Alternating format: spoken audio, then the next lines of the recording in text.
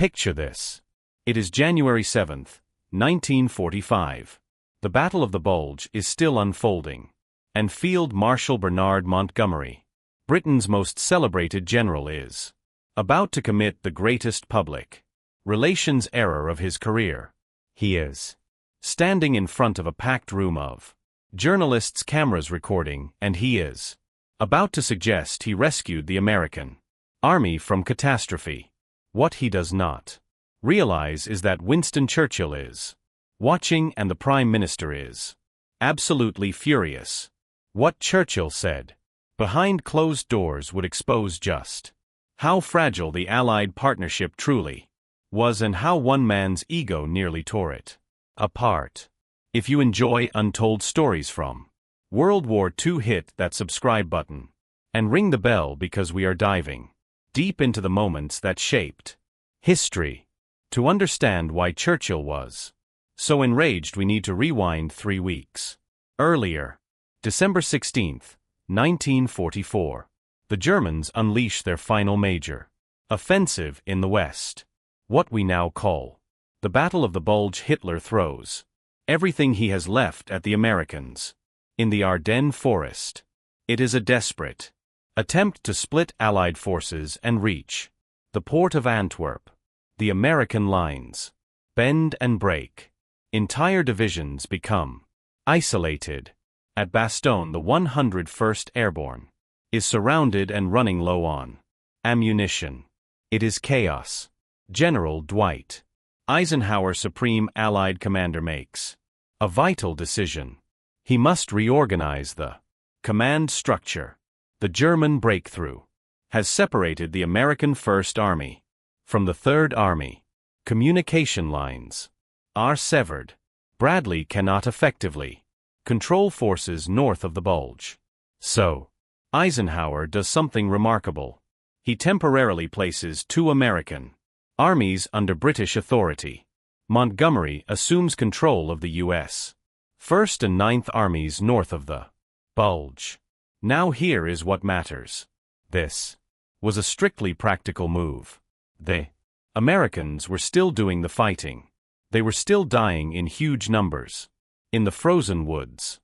Montgomery was coordinating, not directing the battle in any real tactical way. But Montgomery saw it differently. January 7, 1945. Montgomery calls a press conference at his headquarters. The Battle of the Bulge is essentially finished. The Germans are retreating.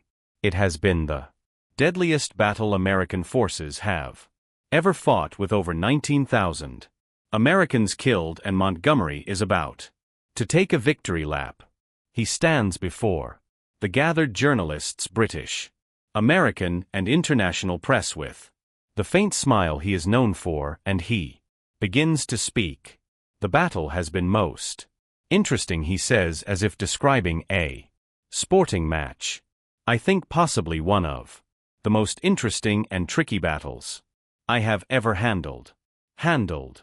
That word reverberates through Allied headquarters like a gunshot. He continues, the first thing to be done was to head off the German attack. I employed the whole available power of the British group of armies. You thus have the picture of British troops fighting on both sides of American forces who have suffered a hard blow. He presents a narrative of chaos and near collapse among American forces, with the British steadying the line and organizing the defense.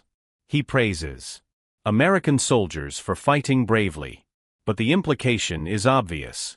They needed British leadership to be saved. A journalist asks about Eisenhower. Montgomery's reply is revealing. Eisenhower placed me in command of the entire Northern Front. I employed the whole available power of the British group of armies. This was a proper thing to do. A proper thing to do. The hint that perhaps it should have happened earlier, that perhaps Montgomery should be in charge more often. The American reporters are stunned. They understand what they have just seen. Montgomery has claimed ownership of an American victory. And worse, he has implied American command was lacking. The response in American headquarters is explosive. General Omar Bradley, whose armies were briefly under Montgomery's authority, is furious. He tells Eisenhower he will not serve under Montgomery again, and if forced he will ask to be sent home. General George S. Patton is even harsher.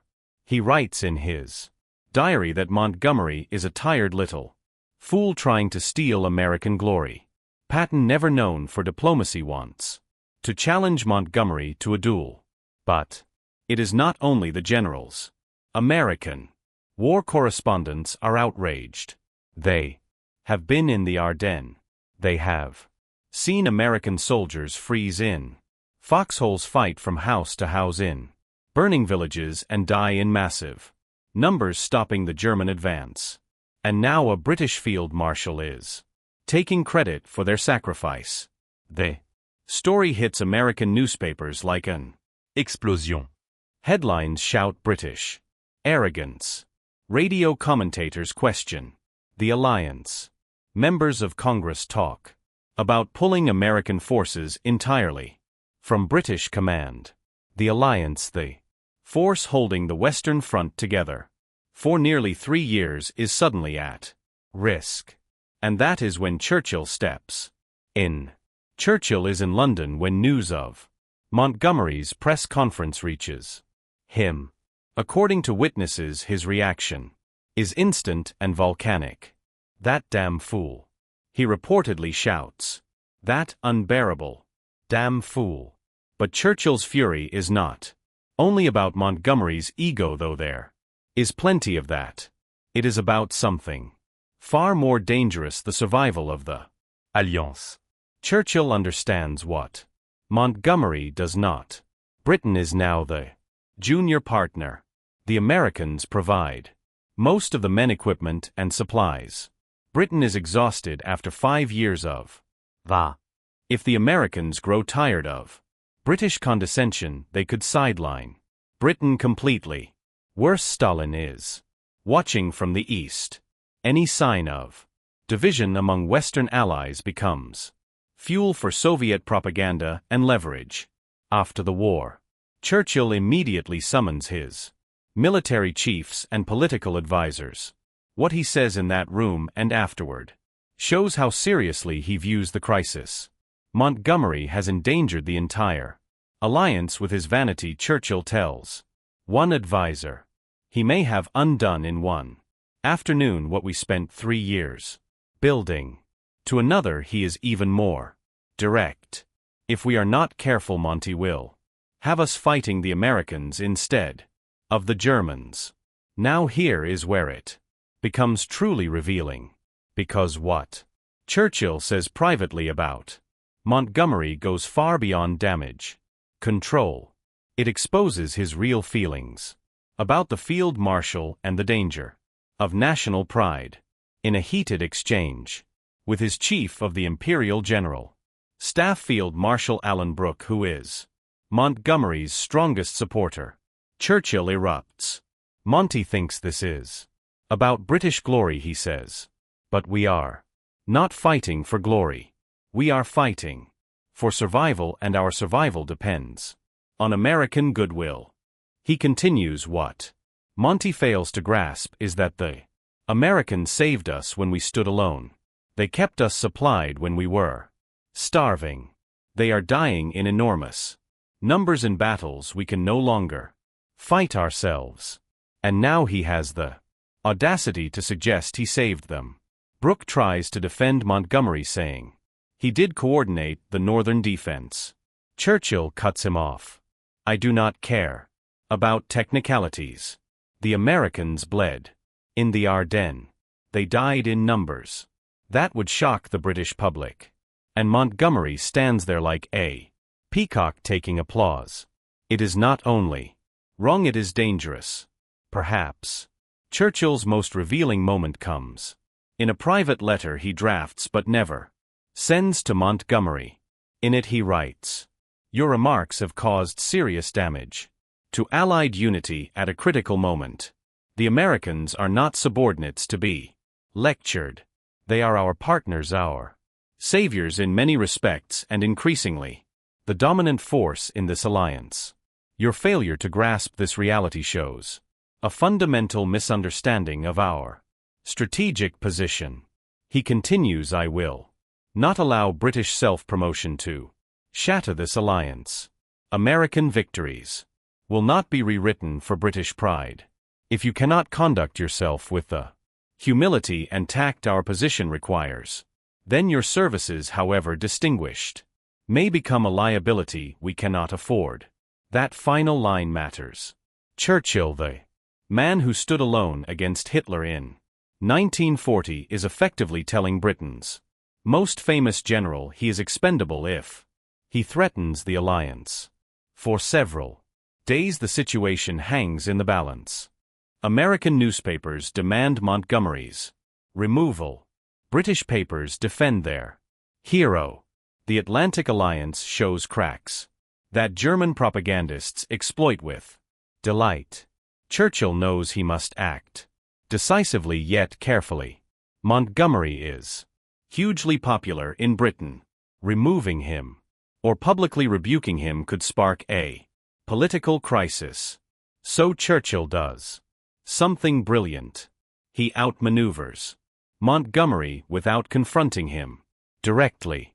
First, he arranges for Montgomery to send a private letter of appreciation to Eisenhower praising American troops and clarifying his remarks.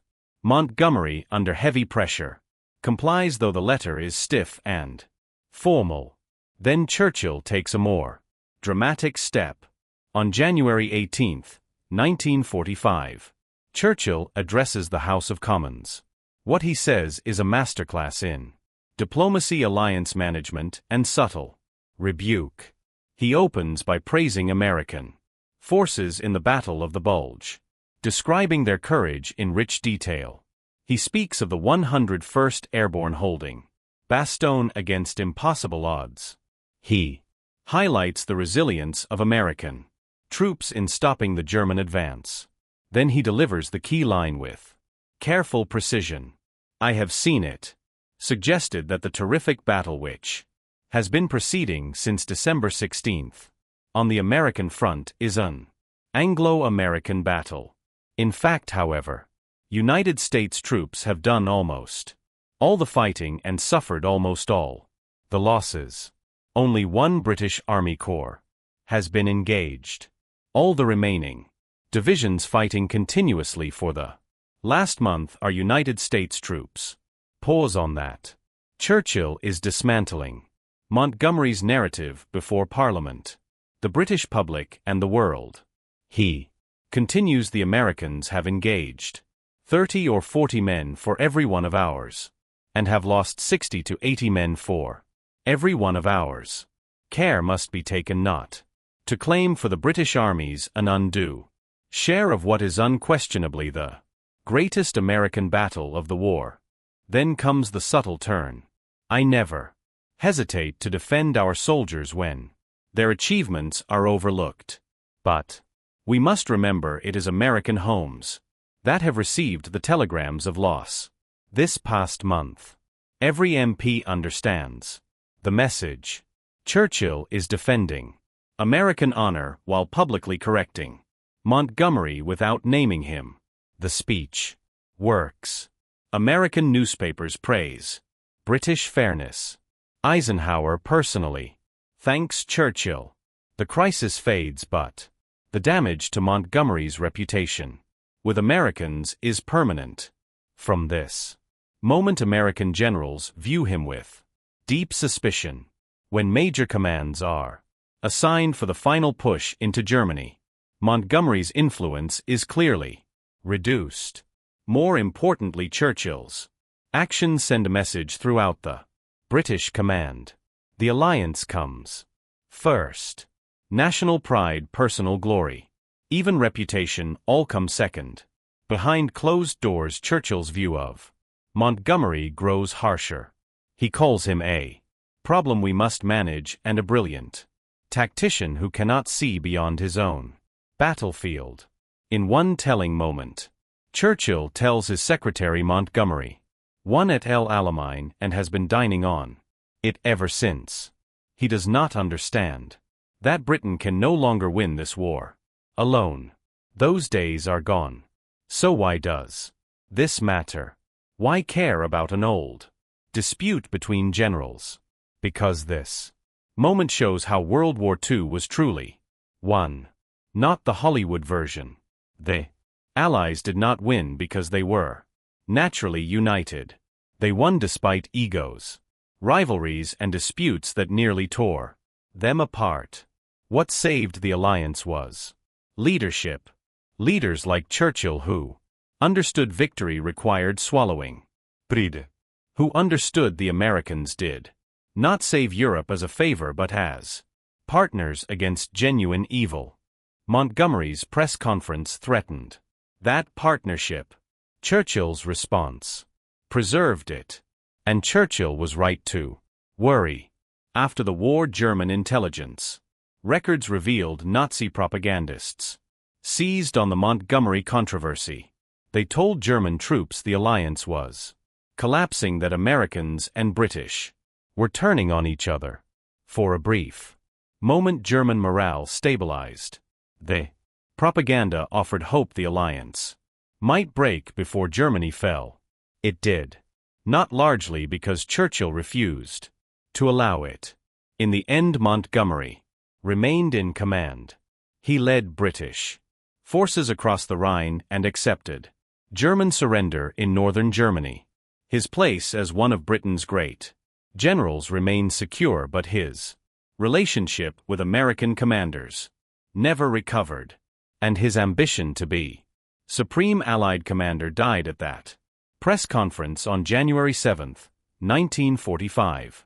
Churchill's message was unmistakable. British self-promotion could not fracture the alliance. American victories would not be rewritten for British pride.